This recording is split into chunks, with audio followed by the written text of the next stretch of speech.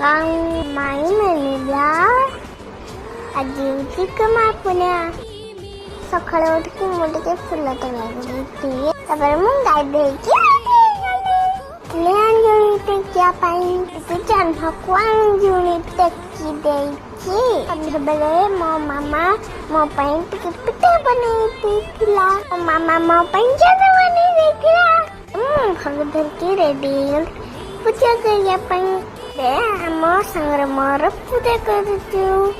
ଦୋଳିରେ ଆମର ପୂଜା ହଉଛି।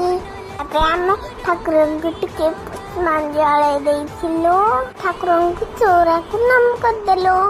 ଆମେ ଜହ୍ନକୁ ଖଇ ଫୁଙ୍କିବା ପାଇଁ ତଳକୁ ଯାଇଥିଲୁ।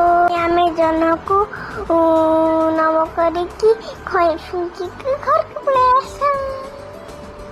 ଆମର କୁମାର ପୂର୍ଣ୍ଣିମା।